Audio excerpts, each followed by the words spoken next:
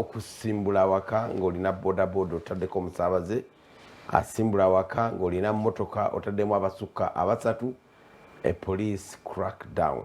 road blocks across the city. Toweteeka mu mitawaana ku makya this early. Nakedde nga neegambye tero nja kubanga amawulire malungi gokka agakwata ku coronavirus naye tekijja kusoboka olw'ebyo bye twekola ffennyini ebijja kubanga bituleetera akanyamberege. Si kirungi kubanga twogera bikyamu byokka ku coronavirus. Abantu abatidde bangi nnyo mu mayumba gaabwe nga tugamba nti bajja kufuna ne depression, bajja kulwala okutya, bajja kulwala okutintima. Tugamba it's not the end of the world. Ensi ekyali, look at the lighter part of life. Olabe nti obulamu bwe buli, abaana bakomyewo ku ssomero, abaana oli nabo, family zidda, abantu bakomawo mangu awaka. Tugamba look at that lighter side of coronavirus. Tumekwetekamu stress all the time na kutya na kukankana. Mwase mutano amanya Charles James Senkoge tugamba nti Yesu akyafuga mu buli mbeera era tuli naye ffe abamanyi okusaba ababeera n'omusumalozias Bujingo ku lunch hour abagenda okusula ne House of Prayer team olunaku olwaleero ekiro kyonna tugamba nti Yesu akyafuga era Mukama ffe yeebazibwe twesuubize tukolenga ttiimu y'omupiira bw'ebeesamba ennamboole mupiira gubeera nnamboole naye Uganda Cranes bw'eteeba ogenda okulira nga Kampala yenna akuba mu ngalo, Kampala yenna akuba enduulu. Tusobola okubeera mu kibuga nga tuli waka waffe enduulu y'ekkanani ne tugikuba neepuutikira ekibuga kyonna. Mwase mutano once again amanya gakugambye amateeka ga fuuti ezikkirizibwa gatandise okumeketa. Timu girabe bwefaananye babuzeeko babuzaako nti mwasuze mutya mikwano gyange mwebale kwagala Salt mwebale kwekumira ku Munyonyi Senabwire nitule busiteme eyo mu district ye Busia abaana b'engomba heesaho muno sirala kyonga ne simba bola nti huhola ebyo bibatubola huhola obulwaye buno hwicho kubanga hunyalo hola hutye ohubulwanisa bubenga butula naye nga sibi muno abali nenda balwaye hubasaasireho abalwaye hubasabira husifukirira omulongi nti akyo hubanga atubishawo muliyo mutye mwesi mmanyire nti mulingo ebiha bino naye nga Uganda yose ityo niyo luyiri nende eno niyo yuhuli mbabuuzizaako nnyo nti mwasuze mutya abamenyi b'amateeka temweyibaala olunaku lw'eggulo nabadde ndaba mwami Bayini ng'agamba nti bo beeteefuteefu okufuna abo bonna bonna be banaaba babaweereza olw'ensonga eri emu yokka bayinayoko ekkomera eppya erikyali eppya tukutuku mwe basobola okubanga bakuumira n'abo abalowooza nti babadde bagenda bakaluubirirwa okubakwata nti olwa quarantine oba isolation ey'ennaku 14 kijja kusoboka era ojja kusibwa. N'olwekyo teweefuula ali waggulu w'amateeka ng'olowooza nti embeera eno gye tulimu ejja kubanga ekweyimirira. Okay. We set off tutandika okulollinga down. Okay, ndowooza wamu ekyo kye kireese obuzibu. Amajalo bagamba insecurity ennene mu Kampala. Wow. Abantu basazeewo okwagala n'okuluutinga amaduuka. Shopping malls ezimu bazigadde ng'abavubuka bagala kuyingira baluutinge bagamba tebajja kufiira muno njala. Otegeera kye gamba. Kakati ne baggalawo bannannyini maduuka. Waliwo sitole gye nalabye eyo esayidi z'emukono eyo munda eyo oba kayunga sayidi eyo nga babbye ensuku. Abantu baziguddemu ne babba ensuku. Amatooke ne bagatema. Olagamba n'obabbyewo amatoke 25 oli mukyanga gamba twali tumanyi gana tumazaako abaana ndiisa abaana n'ebitundu ebyetooloddewo nga mulimu omusajja yeeweraga ke tunaabakwatako. Sebo towewerera abantu saawa eno saawa nzibu nnyo ne nammwe ababba kati bibagenda okuleeta obuzibu. Situation gye tulimu kati eri tricky. Abantu beetaaga ekigambo ekibazaamu empisa ekibazaamu essuubi na buli kimu. Tekiriyo. Omuntu omuyala omuntu ng'endowooza emaze okulookinga nga talaba kajji oba kamooli wagenda kuyita abeeko nekyafuna obwongo bubeera so wild buba buzibu okulolinga kati. Kyova olaba nti abasumba mwenamwena abalina media houses kano keekadde ak'okwogera n'abantu bano kakati alabye omukopi saabakopi naye yalangiridde ekisibo. Kyetaagisa tubeere mu maaso ga Mukama era ennaku ayagala ekisibo ayingire mu kisibo ekyalangirirwa edda. Tulangirirayo kikyo yingira mu kisibo ekyalangirirwa edda tutambulire wamu n'ekisinde ekyo. Naye njagala okugamba bw'obadde ogamba nti abantu beetaaga eddoboozi eribwakakanya kati nkugambye teririiyo. government studies situation nze ndudde mu administration bwe tugamba nti no tujja kukola kino esimu panye example eyo tesimu za bwereere staff netaliko kuzimisuzinga nga tugamba nti ezebweru tuzigyeko eze Uganda za bwereere bwe tandika kuzimisuzinga nga zonna tuzijjako period. Government ejisubira kukola tubanaye mukakane ekyo mulimu gwa Pastor Rosias Bujingo yalina okubulira ekyo ne government yeketambera bwe twakoze kino bakoze eki lwitwakyogera indirectly nze nga eyakyogera namanya nti kiddako kati is panic buying era nze nengenda nengula emikyere nengula biki namanya ti ekiddako nalina abaana be nali njagala abakayimbira School of Performing Arts nti baagala okuddayo nga bagamba abazadde tebanatuweereza ssente nemanya bano kakati bagenda basibira mu kibuga nga gavumenti enagalawo ne mbagamba mukwate ssente bwe munaatuukayo munasasula essomero tutegeragana gwe naawe mulinye emmotoka muddeeka owulira kyegamba nakimanya there was no way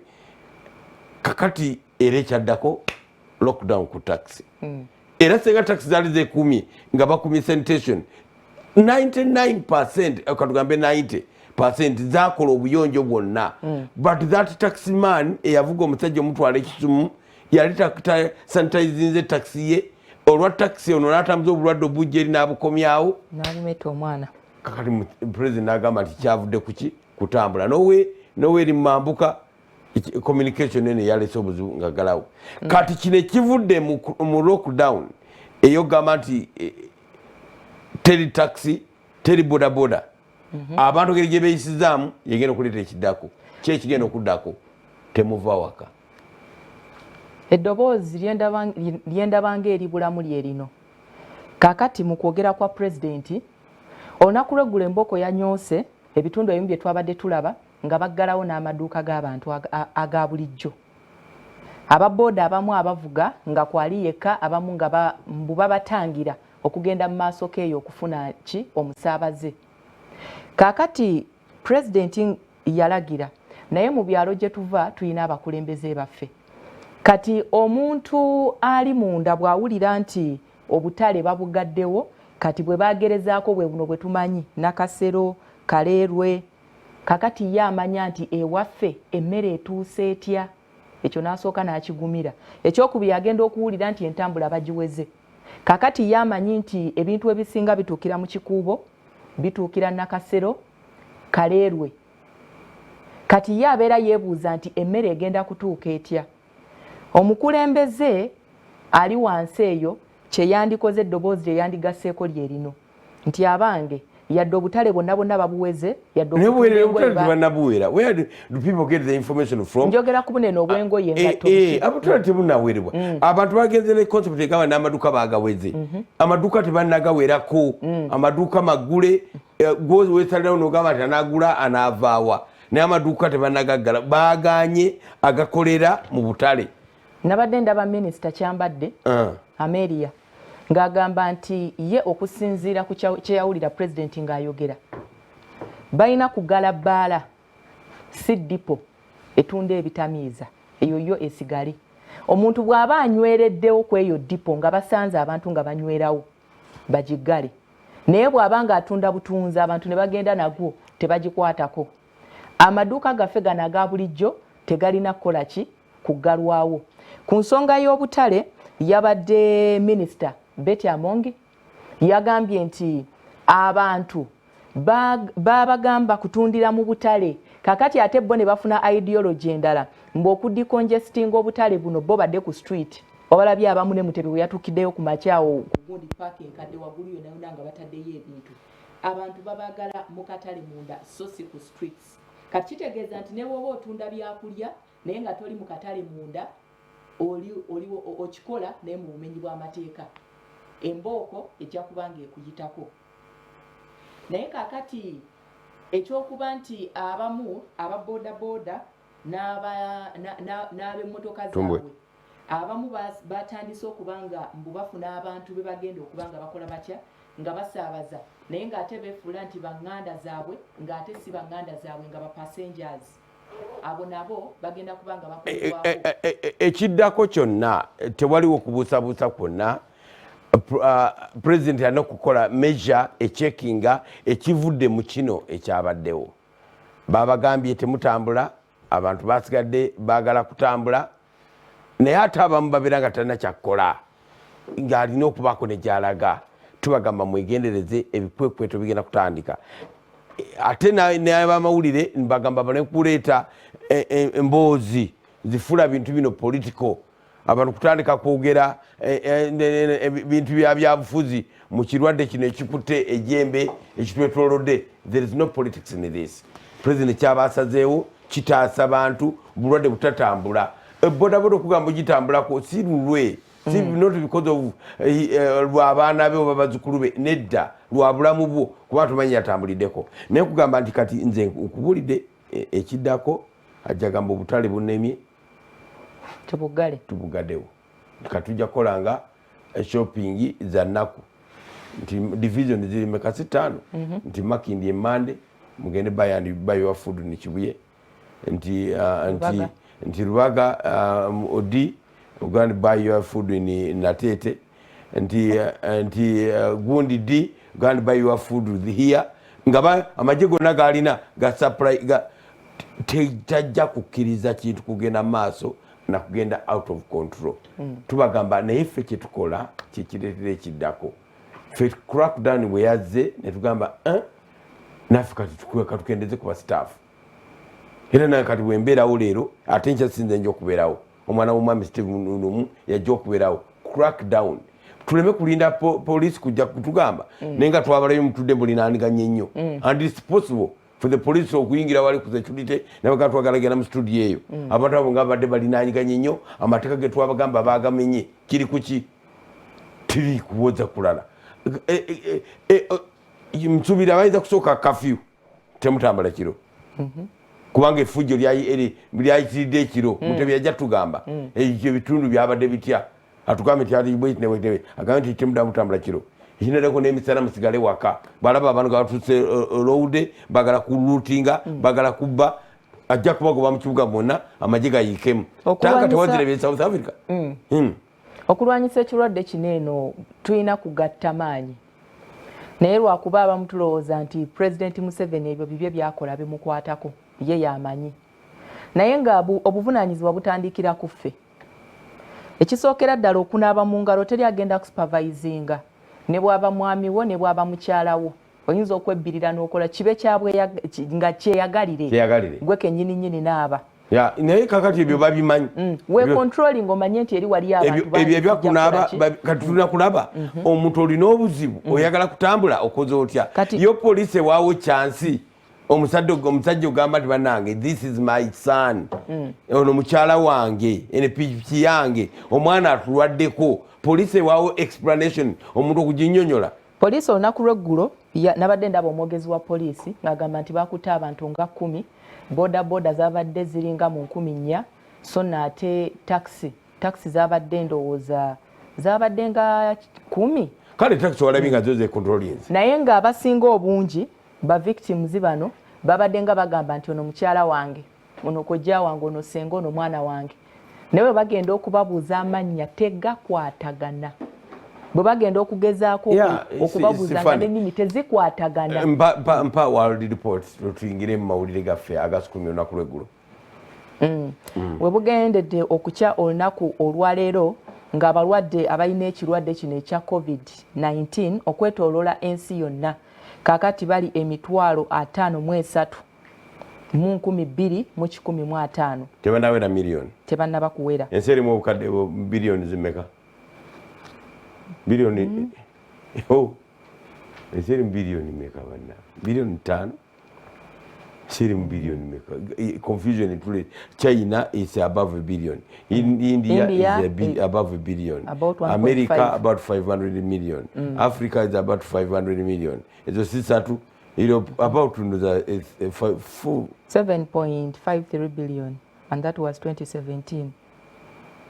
7 billion. 2020 tuli 7.8 billion. 7.8 billion. Yes. Panic yachi. Why are we panicking? anti engeri ekirwadde kineno gye kisaasanamu omanyi bw'oba omulwadde essuubi oba olirina mu musawo agenda okujjanjaba naye ate bw'otandika okulaba bw'oyingira eddwaliro omusawo n'agamba woowe wafa dda oba n'agamba ha eddagala erikuwonya gwe tulina lijja ekirwadde sikayanye kidduse mangu nnyo okubona ensi naye ya 7.8 billion tekinawiza wadde miliyoni emu. Why are we panicking anti ne guno omuwendo ogufudde omusujja tubadde gututta ebbanga lyonna wano mu Africa. Anti difference eriwo kiri nti eggwanga mwe kibeera kikutte concentration gye kikolayo nti kigenda kitta abantu ate ne kittira ddala abantu bayitirivu. Kati omuntu bw'awulira Italy abantu abafudde bw'awulira abafa mu ggwanga erya China naye atiirawo n'agamba nti ekitegeeza bwe kinaatuuka eno ffe tugenda kubeera tutya naddala ffe abali ku lukalu olwa Africa yeyo fiye yasingira ddala okujja mu bantu. Abafudde bali emitwalo 2,484 ng'enkumi nnya ziweze mangu emitwalo 2 twakayingira emitwalo 2 genda mu maaso abafudde ate nga abawonye ekirwadde kino bali emitwalo 12,426 emitwalo 12,426 through the night wenjagala kati abafudde ekiro kya leero mu ggwanga erya Amerika waliyo 2 bokka be bafudde ate abalwadde abeeyongeddeko bali 85 abafunye ekirwadde kino. China bafiiriddwa 5 abalwadde abeeyongeddeko bali 55 naye nga bagambye nti tetwagala ebyo imported cases ngenda maaso balimba bulimbi bwebivaayo bwava waabwe atugamba otya nti buli anti bwava waabwe ne babujjanjaba ne buwona kakati ate banene abayingira be genda maaso genda ku balala era ategedde nti kyozzaako naye nti nziza imported cases zabadde 60 imported cases ekitegeeza lwaki bo tebaggalawo nsala anti kakati bayinza okuba bakivuunuka ng'abo balaba nti balina ability esobola okukijjanjaba lwaki babacekinga ku airport abakivuunuka ateme kutulimba nabo ne figures zirina ate tuzibuusabuusa ntegedde nti kiddako imported cases naye waliwo report yo omukebera awalala genda maaso ababiri mu America mpuliranga abatono genda maaso mu ggwanga erya Italy, Spain, Germany, Iran, France, Switzerland, Bungereza tewali muwendo gwa mulwadde yeeyongeddeko ng'afunye ekirwadde kino newankubadde eyafudde nti bw'otunuulira emiwendo gino okuviira ddala waggulu wano paka wano wabaddengawo jjaamu w'okufiirwa ennyo tugende paka ku South Korea wabaddengawo nga we tubadde nga tukeera ku makya ng'olaba abantu naye waliwo akantu kalwawo ne mukebera awalala ne mukebera awalala sisuubira nti ekyo kinaba look at the space waliwo akantu kalwawo nizobezi bwabe bakafa mu ssaawa eno abo tekisoboka kwayitali nga tewannafa anti kati bwe baba nga bafudde dda kati bakulosinga okuva mu red waliwo olaba red ne babazza eno ku total death banga bazeewo akaseera kakati bwe bana updatinga neera kakati aba 5 bayinza okubazza eno wali eriwo olaba 1,300 ne bateekawo abapya bulijjo mugenda musenene report mugenda muki aba bagudde twagala abantu sisuubira nti ekyayitali nti wafudde muntu ekikkirizika naye essaawa kwekagenderako awo nga bolabe ripooti eyo walaga nti waliwo yafuddewo ne waliwo awala we mulagaawo ne muvumbula ebyama binene nnyo ne mubitikanyugira. Eggwanga lya New Zealand ebyayo si birungi emiwendo gy'abalwadde bagamba nti kakati gigenda gyeyongera eruuyi eyo nga bafunyewo cases empya 47 mu ggwanga erya New Zealand ebyabwe si birungi. Mu ggwanga erya America bagamba nti mu lunaku lumu lwokka basobodde okufiirwa abantu abali mu 106 eno report ya CNN. Tokiraba kati bali batugambye 5 kali kabajjayo mangu wano mu lisiti y'abafudde 15. Yes, 16 that is acceptable. Mu ggwanga erya America mu lunaku lumu lwokka be bafiiriddwa. Italy abalala bajja baba updatinga tunabafuna mu maaso keeyo. Okay. Ensi ekyafa obulwadde bukyatugomya abantu bakyabonaabona twagala okunyira amawulire gaffe agasukumya olunaku lw'eggulo ndowooza tuleke kulya ejjinja eryo okussa mu nkola ebiragiro bya pulezidenti okussa mu nkola ebiragiro bya pulezidenti tutalekera ejjinja eyo embooko yanyoose embooko yo yanyoose naddala kuba bodaboda naye nga kyeneebuuza lwaki tebalinda muntu kupaakinga omuntu bwoba bodaboda omuntu omugogo bwemuto mumwalise covid-2 twalise covid-2 uliriza kino olitukubire kasi oliraba ffe tujja kuba nga tugenda maaso nga twogera nga bwetuliraba abantu ba Uganda bwe bati bw'oba omaze omugoba agudde ku kkubo agudde ne piki baabo naye ono alagawo babanoonyeza ne mu nsuku kubanga ababodaboda engeri yokka gye bakuumye nga bamenya amateeka mu kibuga bakimanyi nobody ateri ayinza kubagoba ebino byabadde Mbale ebyejjinja bye byandisoose byabaddeko yonna yemu tojatuukayo ebadde yemu kakati we mukyala aleka naye bamulidde embooko bamulidde embooko ate yawonye bali bayinza okujja ne bongera kumukuba minisita Kyambadde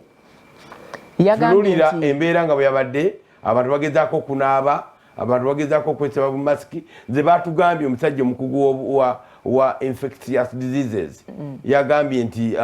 tezitumala you don't need to panic over buntu obwo nezisinga obungi abantu ze baguze butwa bwereere zino ezibadde nga ku street ze bateekawo wansi kamateriyo kano ke bakozesa okuteeka mu ngoye nga lining gaga amatoka agabiddwa kwa mu lusuku lwa munono ba amatoka agenkaniddeawo obungi gago baganyazi baabo bagamba enkota 25 enkota meka zabadde nga 50 baabana bajjajja gwe babba emmere genda maaso so ye minisita Kyambadde yabadde agamba nti ab'ebyokwerinda singa bwe basanga taxi oba boda nga bitisse bagigambe eddeyo gyevudde naye nga bakubire abasirikale beeri babagambe nti tuweereza emmotoka bweti ne bweti abantu babazzeeyo gye bakoze ekijje akulikeyo e Netherland naye mbwe ekyokuyuwa abantu akulikeyo e Netherland ebyo si bye Netherland ebyo si bye Kampala nga ki ekiyinza obutakola okubira poliisi omuntu omukwatidde wano olungujja nkubidde Natete nti oyajoye Natete ani akugamba olaba omuntu bamuwa ekiwandiiko ekipapula kyennyini ekya poliisi nti you are supposed to pay n'asimbula n'akiyuza ebyo bye Netherland obukambwe buwayitiridde ate abantu badire bakikiza bagenda muwongera alooza abamuvuddeko naye waliwo yangambye yagidde ku bodaboda nga gamba ti abantu bennyini nga be babavuma abagamba muli balalu batugambye temutambulira ku pikipiki mugenda muzunga mutwagala tuleetera ndwadde nga abantu be babavuma bennyini ate ekyo kirungi nnyo kitegeeza nti olutalo luneeno lujja kubanga luwangulwa mangu bwe mulagawa kuba abantu bennyini bokka na bokka ate abantu bakitandika dda kiri eri kye bagamba ne beekengera ne bagamba gundi oyo alabika abadde tali mu Uganda ne bakubira abasawo so abantu oliyangambira abantu nga be babavuma across mulagawa lwaki obubi ennyo mbu bwamuvumye nawulira bubi naye mbu yavudde yatambuziza okuva emakindi yatambuza bodaboda nnya galiwo batukane nga tekyasobola kgenda n'abuukako n'atambula n'afuna endala ate ababoda mbu babadde bagezi omala kumusasula abagambye nti bizinesi eriyo niwe nategerera endigonja ava Congo Buganda where are you nakyewuunyiza nnyo okubanga tetusobola kuba Kayunga where are you sese gonja bogoya sese izi bogoya bagambye tetukyana gonja ava Congo ensalo bazigaddewo can you believe nti abakongo bebatunumira wete bwebamuyita oyo taba kivuuvu esi wete yaba kivuuvu oyo wete nga tukalinako joko najogera ddene kati abantu baddamu ne bajogera omusoga yamusoga weba wembaale yali mu taxi natuuka nanyini mbizinya namawojjolo ngaatudde n'omuwala ndi naagula gonjaawe nalyako nga gonja mulungi nagamba omuwala nkuwe wete ye nawulira nti amugambye eki enkuwewete empya ezanyuka ozikira ku mboozi z'aba LDU ezinyooka kati yamugamba nkuwewete wangisebo tinkuwewete nga manyira mulala abasajja be mugenda mumanyira alunamugamba kumuweweta okay tubagamba kirwekyo nimwetu bweyabadde sitori kyendala gyonza okutukanyugirayo era okutwaliza awamu kyabadde ku nsonga eyo ey'okuteeka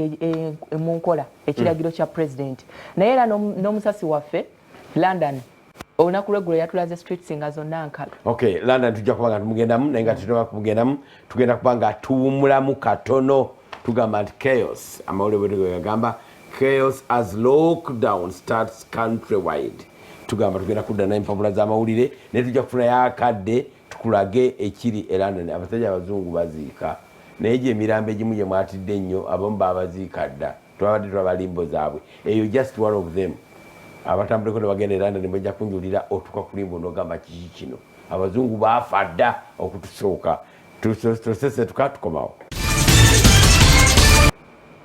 tukukulisizaayo mu kumuloko tukugamba tukuzaamu amaanyi olunaku lwaleero towesula mu depression totya tobaana kweralikira konna amawulire aganaaba mu ngalo simanyi kola otya ago mugamanyi era twagala kubidda kumunya olunaku olwaleero abantu bitandika kubeeraliikiriza ate kinaavamu ekyo ng'abantu bakitandika okubivaako nga bagamba ate tukyagamba ekintu kireme kutitiisa tukyabwe kityo therefore you relax a bit mulabe ku firimu munonye ku firimu ennungi obudde bwonjiriya musumba tebubakuyitako mutekeeko ne Salt TV tubatabulira bulungi wuliriza ku music yetu ujja kuba tumukuteerakayo maaso gye bujja maaso gendako ku radio wulirizaako setting yaffe ebintu byaffe ngeri gye tubikolamu birungi nnyo biri professional tukulowoozaako gwe obwongo bwo tuleme kusula mu depression mukweraliikirira nabwo obulwadde obuttira ddala wasiza otya ojja kukiyitako ojja kuwangula ate olina musumba mulungi akubulirira bulungi no question about it abantu batandise okuswala ebimeseji byaweereza sente batandise okubijjako mpolampola abamu si bonna abala bakyabireseeko naye abamu batandise okubijjako bagamba tulinga abaswalaswalamu naye nga kiswaliza ddala omuntu atamanyi abantu wabalabi nga bagamba ffe tetumanyi na kyakulya pulezidenti yatuwadde ennaku 2 nkulayirira n'ennaku 2 era toyinza kutegeka mmere egenda kubanga ekubeezaawo kituufu abantu abasinga okulemera ke balina ate be balina ensimbi empitirivu bantu batono nnyo g'osanga nga mugagga naye ng'asobola okulelizinga abeeko ne gwawa sente ziringa kitambo woba teweegenderezza nti bw'oba olina akakadde kamu oba oyagala okakuumire wano osobole okuweza 2 oba oliawo mb'olyoka ogabe we buwera obubiri ng'ogamba nandibadde nina 5 bwe buwera obutawo nandibadde nina 10 so oli yasigala afuna apakira ateeka awo kyova olaba nti ebiseera ebimu ofuna emize ate gy'otaalina naye nga maanyi ga sente sente zikutuma okola ebitaliyo tubagamba nti kati tubabbirako twabagamba nti twasuka ne tubawa kituuki netugamba tusubira pulezidenti agenda kuggalawo taxi ne public transport n'obutale n'atakikola kati aba akuwadde time kubanga bwanakigamba nti mubawadde ennaku 2 panic buying panic transport panic biki kijja kuleeta obuzibu bungi katugambye ekivudde mu kino tusubira crackdown esingakaawo kafiyu eyinza okusooka ekivunaddamu timwena temuba waka throughout the day kasagagana akavuka agabadde mu kibuga agenda gabba abantu ganagenda mu maaso alina kubeeramu ababbi ennaanansi bakwatiddwa ajja kubeera sweeping kirayiro kimu musigaleeka okay tandika chaos as lockdown starts. Daily Monitor afulumya ekyayo olunaku olwaleero awandiise ku kavuyo oluvannyuma lwa lockdown yatandikiddwako mu ggwanga lyattu Uganda. Wano bawandiise ne bagamba nti abantu ababadde batambuza ebigere basanze akaseera akazibu. Ate ne bagamba nti abantu abali eyo mu mitwalo 4 we twogerera kaakano batandise okubanga baloza ku kiki ekitegeeza okubanga toyina mulimu gw'okola. Daily Monitor emboozi eno agiwadde emiko egiwererako ddala 2 gisukka ne mu 10. Naye nga ku front page kuliko ekifaananyi wono kiraba omusajja ng'agoberagana atoyinza kukirawo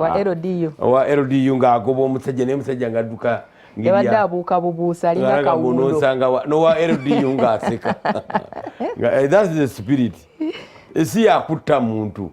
naye oli ku mulimu nanone abadde anagyalaga tomutta tukwegayiridde genda maaso n'amawulire ekifaananyi ekyo ojja kuba ng'okisanga mu Daily Monitor afulumye enkyalulunaku olwaleero kakati bakuwadde biki by'osobola okukola nga tonda bakuyingira mu nju yo singa oba obadde ofulumyeko ebweru okwetangira ekirwadde kino ekya COVID-19 ky'oyinza okukola ku ngalo zo ku ngatto t-shirt baaga bagambye nti olina okunaaba omubiri gwonna ne sabbuuni olina okulongoosa amasimu go gadgets zo zonna ne sanitizer oleme kubanga obulwadde ate obuyingiza buli wooba okutte mu nnyumba nga tonnaba kubanga onaaba oteekeddwa okubanga osiimulawo bulungi nnyo ne sanitizer watukule oyo ye Daily Monitor afulumye ekyayaleero mu ngalo mwami lumu yatugambye wano eggulu nti kizibu kikola onaaba mulabi mu ngalo yaggyeemu n'engo yanti it's walk to work as city ban on public transport hits hard abantu babalaze nga bali trek fabalaba bantu bano nga batambula batujjukiza ebiseera by'entalo ng'abantu batuka naye bo tebatambula nga bwe bati bano batambula nga bali very smart bali batambula nga bali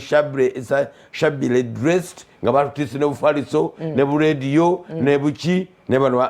obalabirira nga bagenda ku mirimu kukola babalaze wano nga bali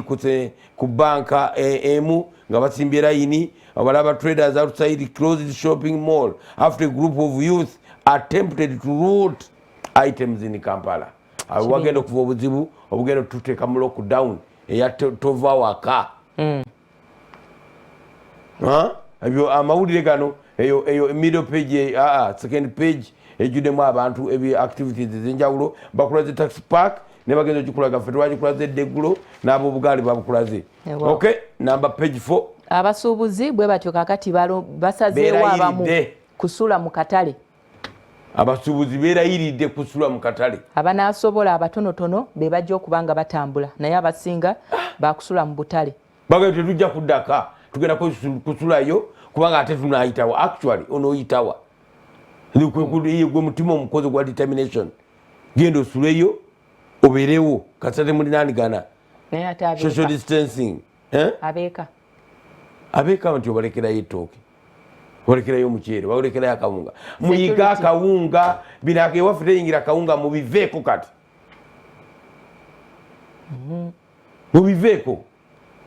mubiviireko ddala panic shopping in supermarkets as lockdown bites tubagamba ekiddako president yakyogedde now how we enter the supermarkets akuwa crew the congestion in the supermarkets ekinavamu kagamba nzigadde katusabe tuleme kutuukawo awo tusobole okweyisa obulungi wano bagambye nti poliisi bagobaganye n'ababoodabooda era embooko yanyoose byonna biri buno kakati abamu abasaabaze babakulaze ku nguudo ababadde baagala okugenda ku ngendo empanvu era nabo tebasobodde kufuna ntambula naye abantu mulwawo nze bwami nalaba ebintu webitambula abaana ne bagamba muddeeyo tetulina transport abazadde tebatatuweereza kwata vawan East African Community nsomeramu paragrafu ng'emu mbeerayiridde okubanga ekirwadde kino ekya COVID-19 bakirinnya ku nfeete omukago ogwa East African Community olunaku lw'eggulo gwatongozza enteekateeka empya mwe gugenda okuyita okulwanyisa COVID-19 mu kitundu kyagwo mu nteekateeka eno mulimu kye bayise mobile laboratories zigenda kuba nga ziweebwa amawanga ag'enjawulo naddala ago agafunye abalwadde mu nsi yaabwe kakati bagamba nti kino kijja kuba nga kiyambako okwongeramu amaanyi n'okwongeramu obwangu mu kukebera ekirwadde kino eno ekya COVID-19 lwaki obuyambi bivuddeyo bagamba nti tulina cases 97 sofa 31 mu Kenya 14 mu Uganda 12 mu Tanzania Rwanda 4 Burundi has reported in a case naffe twandibadde bwe tutyo naye nali tuddewo ne mbagamba naye mweteeka mu by'abalwadde namwe Katonda agenda bawa abalwadde era ne batandikirawo immediately tebagenda koma okwo bagenda kubanga bagabira amawanga gaabwe emmotoka bajja kubanga babawa n'ebyuma bikalimagezi okubayambako oba computers okubayambako okulaba nti babunya obubaka. Maganda si Magada. Ekirwadde kya COVID-19 Mr. Julius Maganda Maganda mama naye maama asirika bulala COVID erala kubayo twandibadde tetumuwuliza nako songa bbiri baminisita bamuliye mumeketa bumekesi ssente temunake mukolayo nakamuwakiri minisita yasimulako abantu bagambe abadde kitabanako ne ku minisita n'otuula eyo bakuwadde emmotoka mpya ofiisi n'oddomu n'otuula n'omenya entebe za gavumenti genda ku page 6. Emirimu hotel bazogeddeko wano bagamba nti ziggaddewo era nazo zibadde ziri ku risk okusinga ennyo zero gize zikola ku bannayuganda wano abefujjo. Hospital suspend health services, that is bad. Omukyala waliwo Mutebi gwe yatuleetedde ekujja ku makya ne mawulire abaddemu. Kudos to the news team bamutaddemu. Omukyalo yabadde ayogera pertinent issues ensonga nkulu amalwaliro agatali ga gavumenti temutuwadde facilities ate abantu eno gye baddukira okuyambibwa kwa muntu oluziira talowooza mulago alagenda ku ddwaliro wali kati nga mukyala yagambye timutuyambe mututaase muveeyo wakiri gavumenti bwe batesobola NGOs ziveeyo kubeera bandibadde babawo oli ne bwe yandyagadde okugenda emulago oba entebe akadde katwala entambula teriiwo singa ebaddewo era okulinnya takisi aleka asizeeko abantu abawera omwo ye kati omulwadde kumutwala ne takisi teriiwo nina okutwala omulwadde era poliisi ekutwala mubeera ne driver gwe mulwadde n'abakugendako nga babiri munywereddwa maama w'omwana ow'emyezi 8 naye talina kawuka omwana tabanga yakajja walala nga yakajjawa nga yazaalibwa nako kali mu byenda emyezi 8 ekirwadde kyatandise mu Desemba jjo wano omwana wa myezi 8 yakajjewa babake obe taata ye yaleeta obulwadde okuva mu taata tabulina anti ayinza okuba nga tabulina okusinziira ku bakugu bw'oba weekuumye n'onaaba mu ngalo omanyi notekwatako there is that love nti oba wakatuuka akaana kajja kadduka n'okasitula kati okakwatirira obukono ko olumala nga kasaayo ekigalo ate gwe ng'ogamba bampe ku mazzi naabe mu ngalo. Paapa agenda kubanga asaba olunaku olwaleero ataddewo okusaba uno omufaaza mu kitundu ekiyitibwa Angal Catholic Parish Nebi Catholic Diocese Father Elio Daniel yasimye entaana ye musajja muyitale abaddala abantu geregere gyebaffe yitale n'atunulira emyaka gye ab'enganda ze baafudde eri n'agamba nange nafudde naye nga bamukebeddeko ng'alina akawuka yagambye nange nafudde entaana yange yiiyo mugende mugule kofini yange enganda ze zonna anti musajja mukulu enganda ze zonna zafudde yagambye temunzizaayo yitale nange nafudde kati no police eriwo kumujjanjaba bo you know the elders have many ways of however the Nebi City Commissioner Mr. Christopher Omara has called upon religious leaders to intervene and counsel Father Danei since he is traumatized trauma toyingira trauma gwe muna Uganda njatwala kuwa the lighter part of life unakolwa leero okay bana science bagenda maaso n'okukola ku testing kits obwa COVID-19. Police have no powers to stop public gatherings. Court yeno yesazeewo bagende baziteekeyo n'abalamuzi nabo oba bamubanywa biki bagoberera mateeka ebyabwe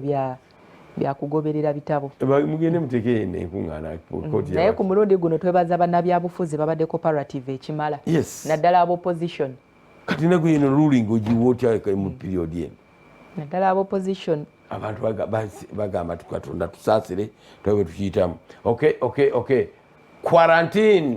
staff after shortage bawa tekisoboka bano kutavinga the Good Samaritan Sisters Mother House a home of poor for poor elderly persons in Kampala, also known as Banakatemba House, is running out of food. Kisoboka kubanga era abakadde tugamba gwe omukatoliki ali eyo nti eno house emanyiddwa nnyo mu nsi yonna mwakola omulimu mulungi nnyo okukuŋŋaanya abakadde ne mbateekamu let them not die there. Mr Chimbowa Central Bank oli mukatoliki mugundiivu mpayo mukatoliki mulala gw'omanyi mutwalire abantu bano emmere take them food. Bakatoliki batuwedde batuliseko batya mu mutwe kaggo batera okugaba former kaggo malo okweza abaana bo batabani bo jo kivumbi abakatoliki bano bayinza okubanga nabo sente zabaweddeko bashokinga famire ngagga abakatoliki mutwale abantu bano Banakatemba emmere si Banakatemba bakateyamba emmere take them food their elderly mutero batwala ebiseera bya Easter mutero batwala ebiseera bya Christmas kali bagambe emmere ebuzibuze twalayo ka pick up k'obuwunga sente si nnyingi. Nalabye abantu nga basaba President Museveni sente zibadde zigenda okugenda mu kalulu azibaguliremu akawunga abagabire basabye sente akalulu bakajjeewo anti kakati abantu bagamba nti embeera gye tulimu abasinga nti embeera gye tulimu kati ebyakalulu tunaabiraba muzeeyi naye kwata ku sente zibadde zigenda okutegeka akalulu tuzigulemu emmere